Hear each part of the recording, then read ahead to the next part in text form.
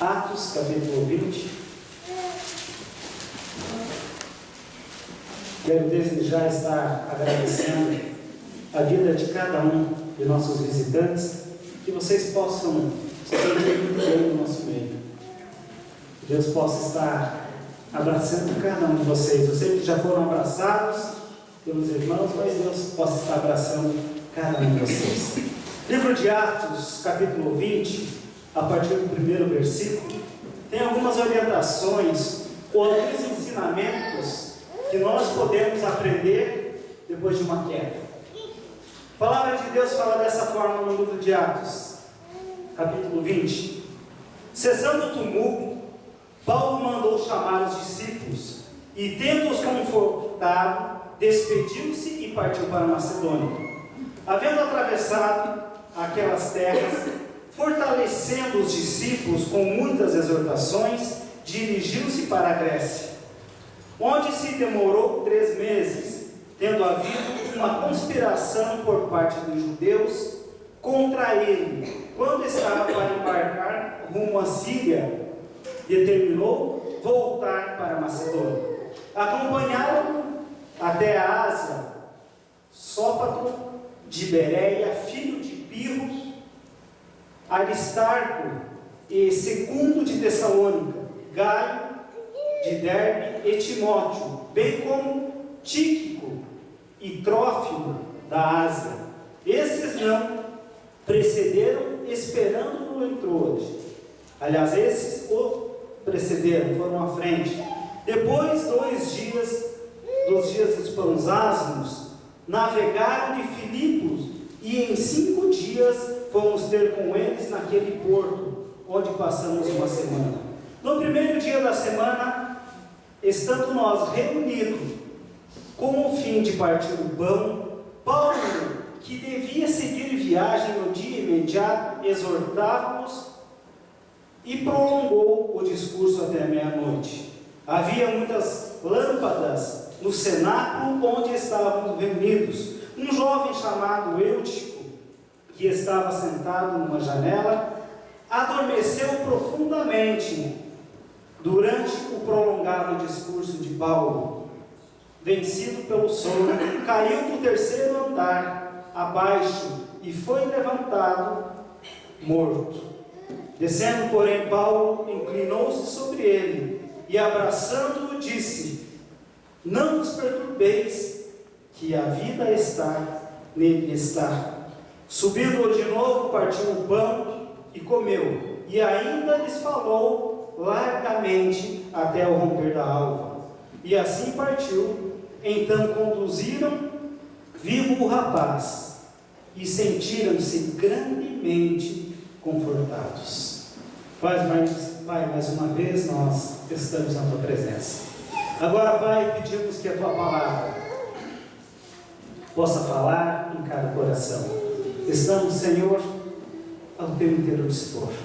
Fala com cada um de nós, pois eu oro em nome de Jesus. Amém.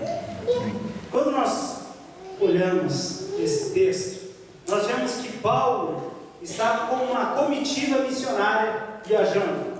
E o texto ele começa falando: cessando o tumulto, Paulo mandou chamar os discípulos. Que tumulto era esse? O que Paulo estava falando? Sobre o quê? Qual tumulto tinha acontecido para depois Paulo viajar? Quando a gente olha no capítulo anterior, nós vemos que Demétrio era um artífice, ele trabalhava com pratas, ouro. Ele convocou alguns outros artífices questionando sobre a pregação de Paulo, e falando que Paulo estava falando mal do trabalho que eles faziam. Não literalmente do trabalho, mas do que eles produziam. Eles produziam imagens, e principalmente a imagem da deusa Diana. E Paulo pregava contra essa idolatria daquele povo. E Demétrio, com medo de perder o seu ganho, porque ele era uma pessoa que fabricava ou produzia essas imagens, com medo de perder o seu salário, o seu ganho, ele convocou: vamos fazer uma greve, né? Ou vamos reunir o povo, vamos fazer uma assembleia, para ver o que o povo vai decidir sobre tudo isso. Paulo está instigando o povo a parar de acreditar. Daqui uns dias eles nem vão crer mais na deusa Diana. Então tudo isso aconteceu.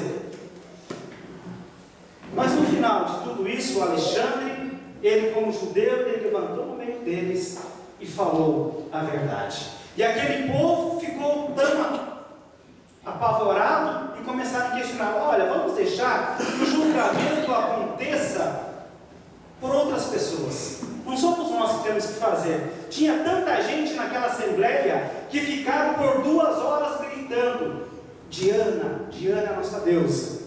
E o povo nem sabia por que estavam ali. Então, depois de passar toda essa confusão, as coisas voltarem ao normal, Paulo viaja. Imagine, aqui na igreja eu falo, quando falo muito, falo 1 hora e tem gente que dorme, né? Ainda bem que não tem janela, fácil para alguém cair. Imagine Paulo aqui falando horas e horas, alertando o povo, justamente devido a esse fato, o cuidado que tinham que ter. O verso 4 lhe dá nomes de algumas pessoas que faziam parte dessa comitiva de Paulo. E essas pessoas estavam junto com ele. E essa viagem aqui, quando a gente vê no livro de Atos, não foi Paulo que narrou. Quem narrou foi Lucas. Porque Lucas foi, que escreveu o livro de Atos. E Lucas era um médico, e ele fazia parte dessa comitiva. E ele também era uma testemunha ocular desse acontecimento. Ele viu tudo isso que aconteceu.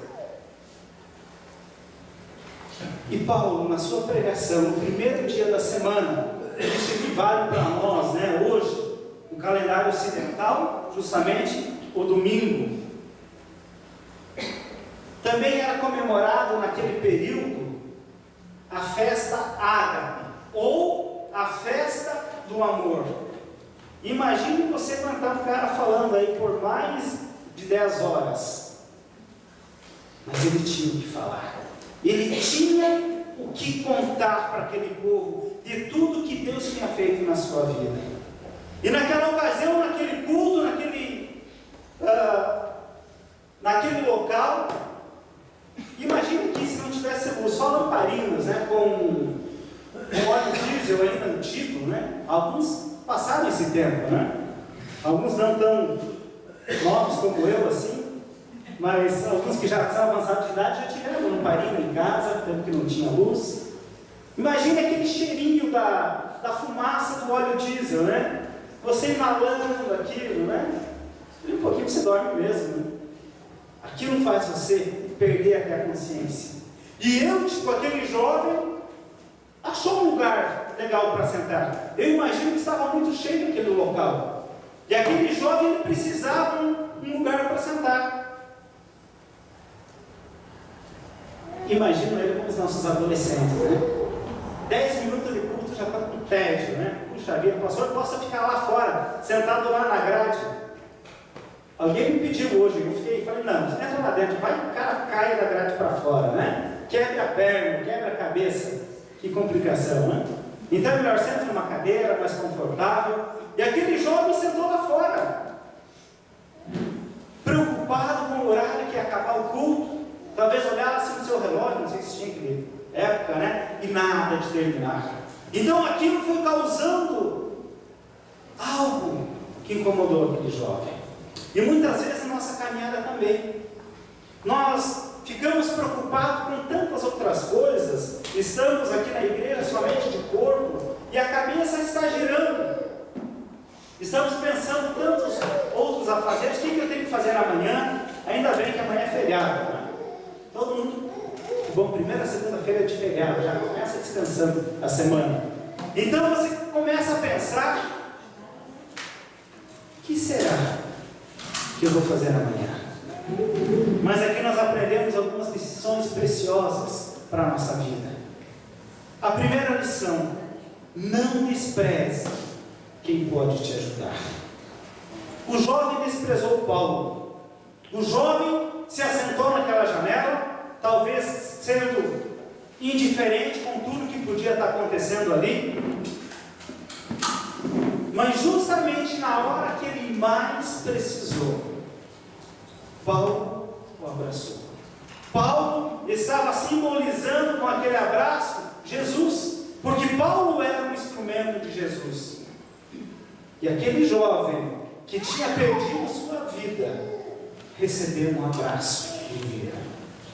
Na nossa caminhada, quantas vezes nós precisamos um abraço de vida? Às vezes nós desprezamos pessoas, ignoramos, mas um dia pode acontecer uma reviravolta. Um dia pode acontecer que a gente precisar, e Deus vai colocar essas pessoas, muitas vezes que nós desprezamos, para fazer a diferença na nossa caminhada. Deus vai usar essas pessoas para fazer a diferença. Quantas pessoas têm desprezado Jesus? Quantas pessoas têm deixado Jesus de lado, preocupado com tantas coisas? Mas na hora que ela vai cair da janela, talvez está meio pendurada na cama, né? Senhor, tem misericórdia de mim. Quantas vezes nós agimos dessa forma? Eu, essa semana que passou, na quinta-feira, eu passei toda a manhã até algumas horas da tarde, ali na Perdigão, na Perdiz, falando do amor de Deus em cada setor daquela empresa. Fui chamado para ir lá falar sobre a Páscoa. Qual é o verdadeiro significado da Páscoa? E o Márcio começou hoje falando justamente sobre isso, desse verdadeiro significado da Páscoa. O que a Páscoa tem feito na tua vida? E as pessoas esquecem o ano todo do verdadeiro sentido da Páscoa, que é a ressurreição de Cristo. E somente nesse período que começam a lembrar: puxa vida, nós temos que nos sacrificar agora, temos que ficar 40 dias de penitência, fazendo jejum, preocupado, abstendo de algum tipo de alimentação. Engraçado que eu falando com as pessoas, eu perguntava para muitos: o que é Páscoa para você? Grupos de pessoas que se reuniam dos setores. Aí todo mundo falava: é a ressurreição de Jesus Cristo. Eu falava: tá, mas agora aqui em off, né? O que é Páscoa para você mesmo? Eles me olhavam e diziam: chocolate, coelho.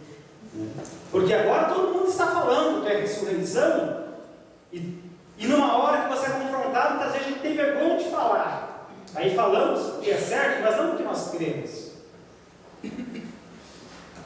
Muitas pessoas esqueceram quem é Jesus Cristo na sua vida. Muitas pessoas estão sentadas na janela, pendendo para qualquer lado. O importante é qual lado que vai mais me favorecer. Mas cuidado, que você pode cochilar e cair dessa janela.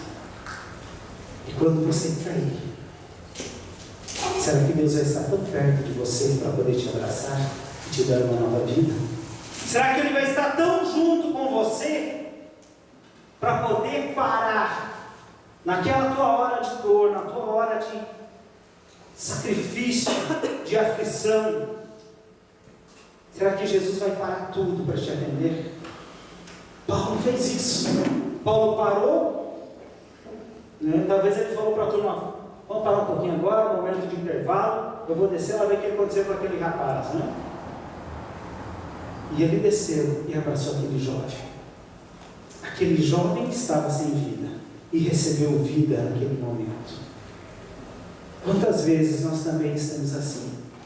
Nós estamos juntos, mas não estamos tendo vida. Estamos convivendo, mas não estamos vivendo o amor de Cristo. Eu vivo como cristão, mas não sou um cristão verdadeiro. E é tudo isso tem que vir na nossa memória. E talvez aquele jovem podia estar pensando assim, né? Eu estou aqui no meu celular, né, olhando o Facebook, jogando joguinho, sentadinho na janela, né, numa boa. Daí um pouco, houve um descuido. E as influências de fora vêm como aquela fumaça das lamparinas. Elas vêm sorrateira, quando você não vê, e quando você vê, está dominado por aquilo. Você fica dominado, você perde os sentidos. Para você, aquilo tudo que você está ouvindo já não faz mais diferença. Você já não impacta mais a tua vida. Porque todo mundo faz, todo mundo age dessa forma. Por que eu tenho que ser diferente? Simplesmente porque Jesus diz que você é a luz do mundo. Só por isso. Se você não quer ser essa luz, então você está no lugar errado. Deus quer que você brilhe no meio das trevas. Não que as trevas ocultem essa luz. Eu gosto muito de viajar à noite.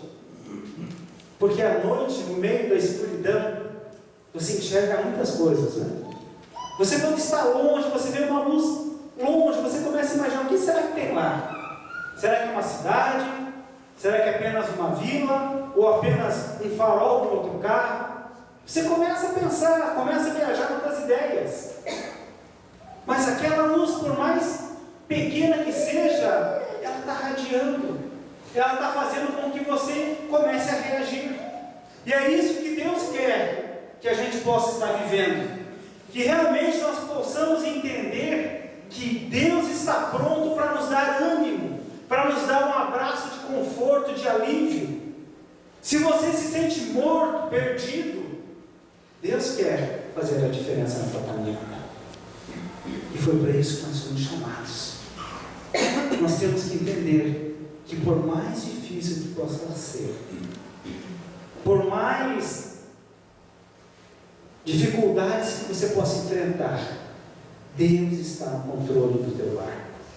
Deus está presente na tua vida. Talvez por mais chato que seja a pregação do pastor, né? Por mais chato que seja você ter que vir à igreja, Deus quer fazer algo novo na tua vida. Deus quer transformar tudo isso em alegria. Deus quer transformar tudo isso em algo novo. A segunda lição que nós tiramos realmente é: saia da janela. Aquele jovem estava sentado na janela, ele não prestou atenção, ou talvez não estava prestando atenção na pregação. Ele foi tomado pelo cansaço, adormeceu, caiu e morreu. Por que será que ele estava sentado na janela? Será que existia alguma razão para aquele jovem estar sentado na janela? Quando a gente começa a pensar, o que é janela para nós? A janela, aqui nesse texto, ela representa o mundo, onde te dá uma visão para fora, onde te dá uma visão como teus olhos, ela te coloca em contato com o mundo. E se você está na janela, você está observando tudo o que acontece, mas você não consegue ver o que está acontecendo ao teu redor, porque os teus olhos estão fitos no que está acontecendo lá fora. E muitas vezes nós perdemos a oportunidade de ser abençoado na nossa caminhada, porque nós olhamos e nos preocupamos com o que o mundo está fazendo, não o que Deus quer fazer na nossa vida. Não estamos preocupados com a nossa caminhada, mas sim com o que está acontecendo na vida dos outros lá fora. E Deus quer fazer algo diferente. Deus quer fazer com que a gente possa ser essa luz, que a gente possa estar brilhando, não apenas observando. Essa janela representa, muitas vezes, o lugar onde muitas pessoas escolheram estar, porque não querem viver uma vida ou um compromisso com a palavra de Deus. Se eu estou aqui, eu estou apenas observando. Eu estou aqui, eu não preciso reagir de forma diferente. E talvez aquele jovem estivesse vivendo um conflito na vida dele. Ele não sabia qual a posição tomar, não sabia para onde ir. Talvez o sermão de Paulo não estava fazendo ou surgindo algum efeito na vida dele, como a voz do mundo lá fora estava fazendo na caminhada. Muitas vezes a palavra de Deus não está surgindo efeito na nossa vida, porque o nosso coração está disposto disposto a ouvir mais o que o mundo fala do que o que Deus tem falado conosco. Nós cantamos: Senhor, quebra a minha vida, faça de novo. Aí na primeira dificuldade que nós enfrentamos, nós questionamos: Senhor, por que eu estou passando por isso? Mas nós acabamos de pedir para que Deus quebrasse, mas nós queremos ser quebrados sem dor. Como que você vai ser quebrado sem dor? A não ser que te dê uma anestesia e você seja quebrado. Mas o mundo vai nos quebrando sem dor, porque o mundo vai proporcionando oportunidades com que você vai se corrompendo, você vai perdendo a convicção do que você crê, você vai perdendo a direção que Deus te deu. Mas aquilo não vai fazendo diferença, porque vai ruindo aos poucos. Mas quando Deus começa a nos quebrar, nós começamos a reclamar. Ou quando eu venho todo arrebentado do mundo, aí eu falo: Senhor, onde tu estava nesse momento que eu mais precisei?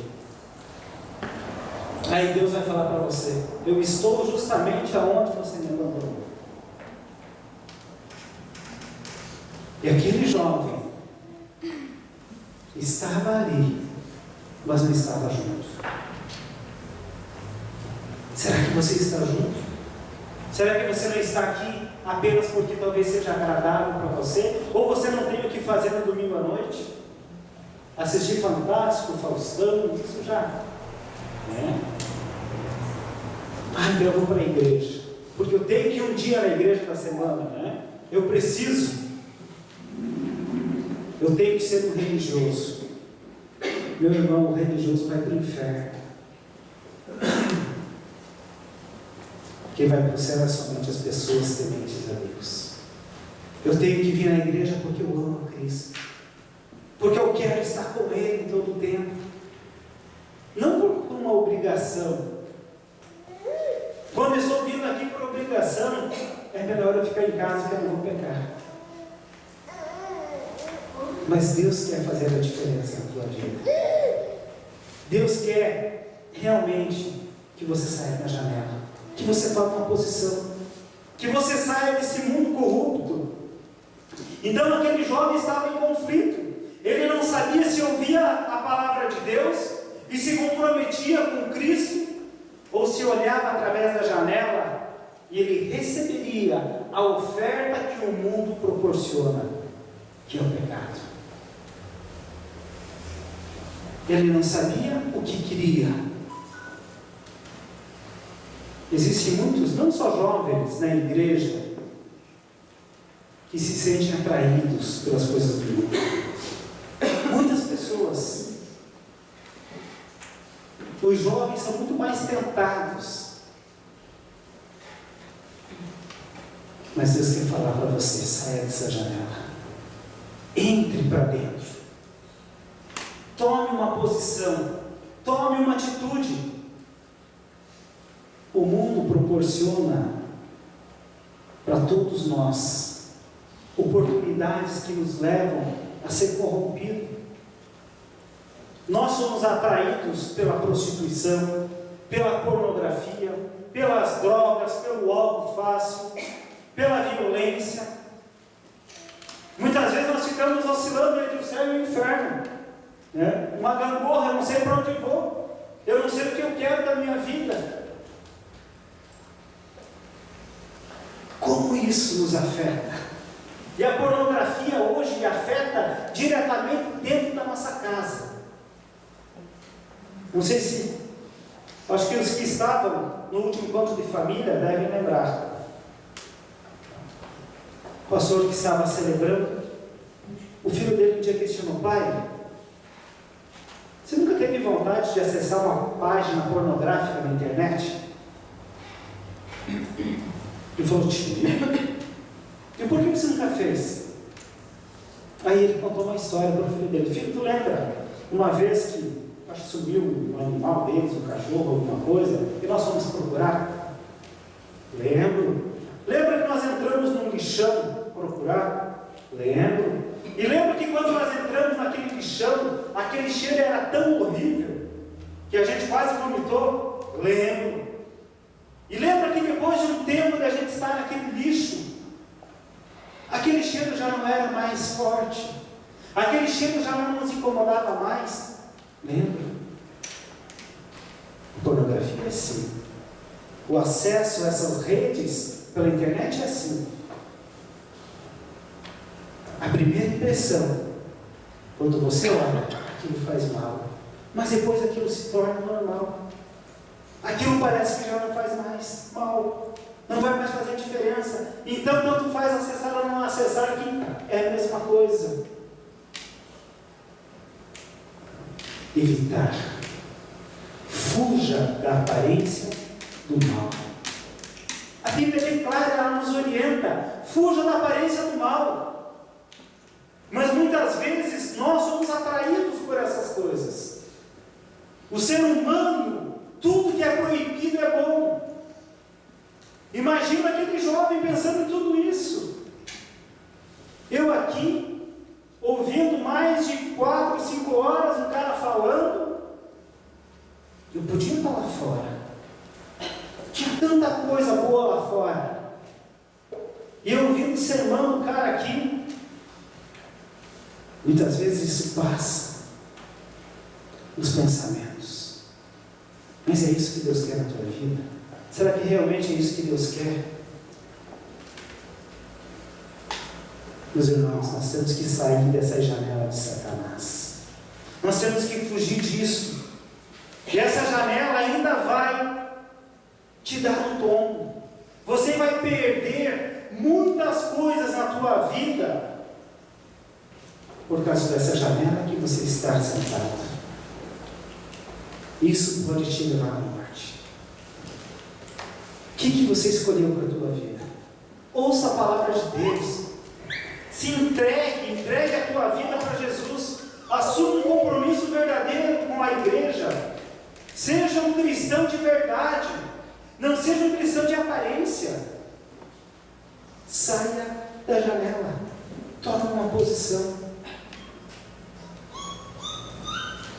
A terceira lição, ou o terceiro ensinamento que esse texto nos traz: não perca a segunda chance. Aquele jovem, talvez era um jovem displicente ao Evangelho. E o que aconteceu com ele? Ele morreu. Mas graças ao poder sobrenatural de Jesus Cristo manifesto num abraço de Paulo, ele voltou a ter vida. Ele teve uma segunda chance. O versículo 12 fala assim: então conduziram vivo o rapaz e sentiram-se grandemente confortados.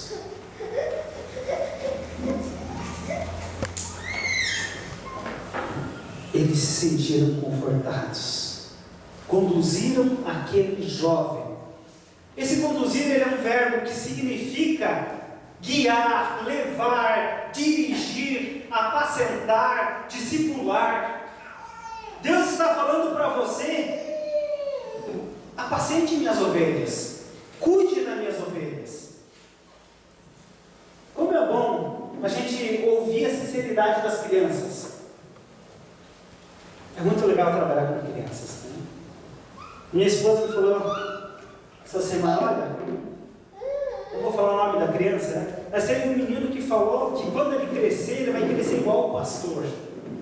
Aí o pastor pode viajar bem sossegado, que eu vou pregar no lugar dele. Que bênção, né? Que bênção. Imagine uma criança. Nós somos o espelho dos nossos filhos. E não só dos nossos filhos.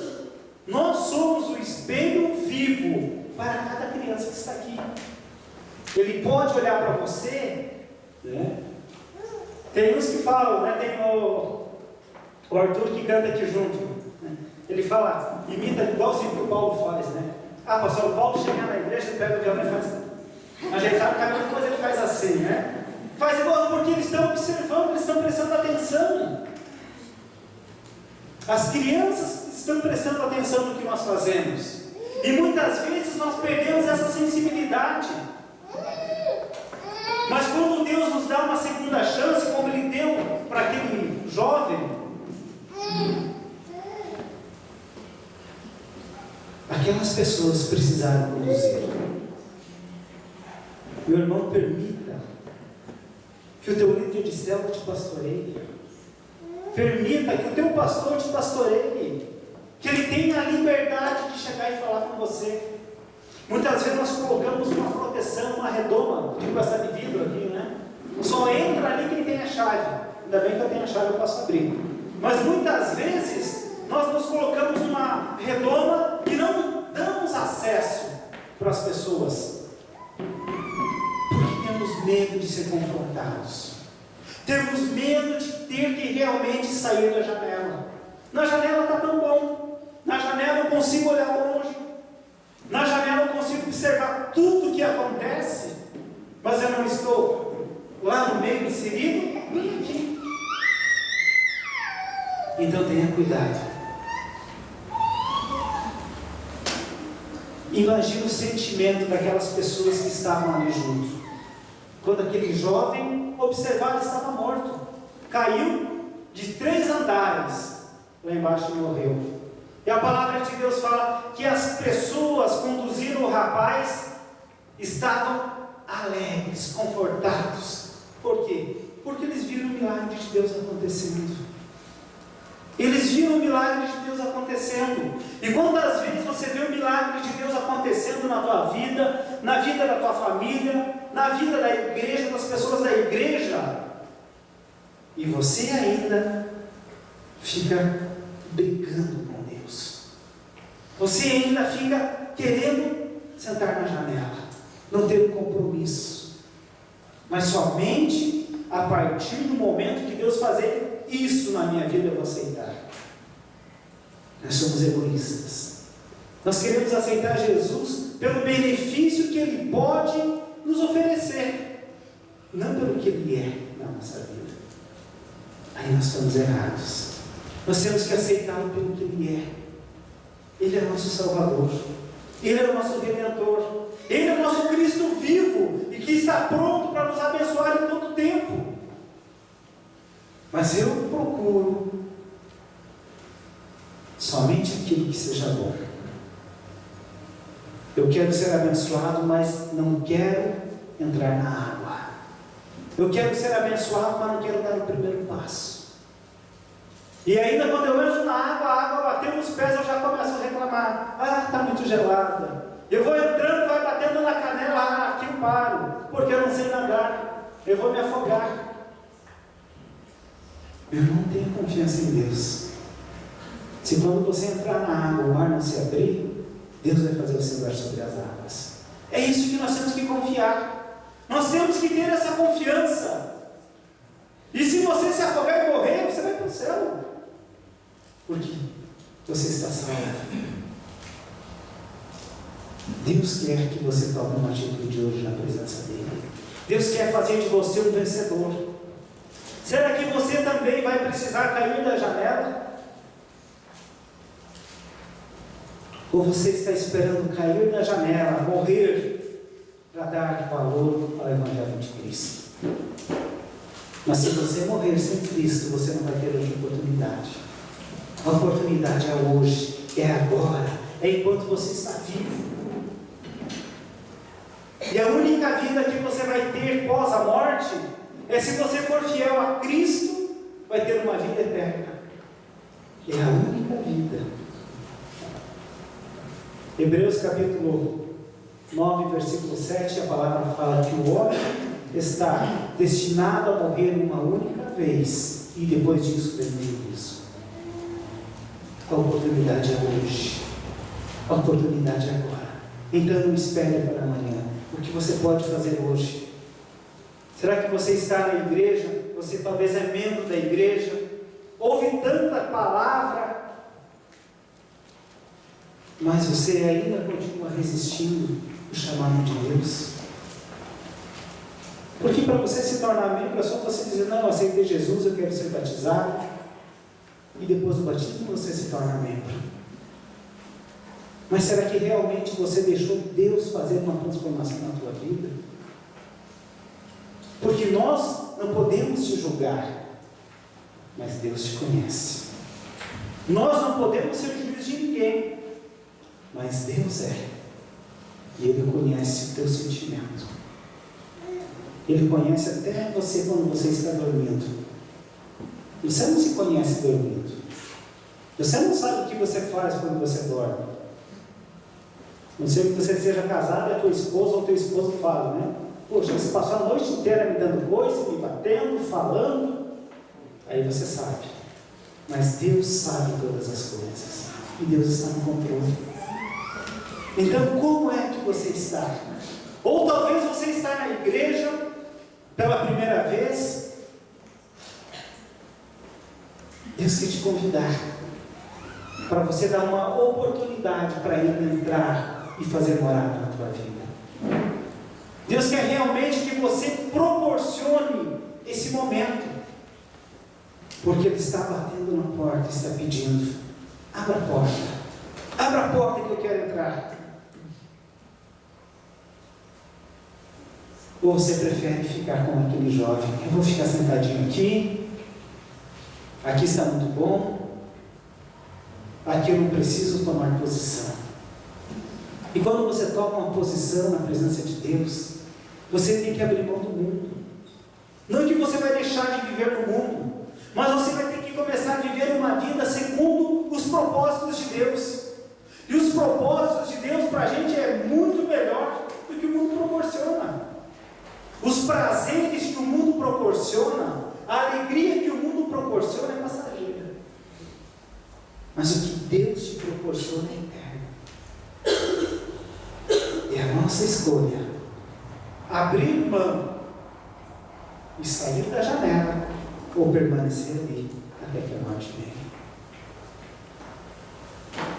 Como é que você tem vivido com Cristo?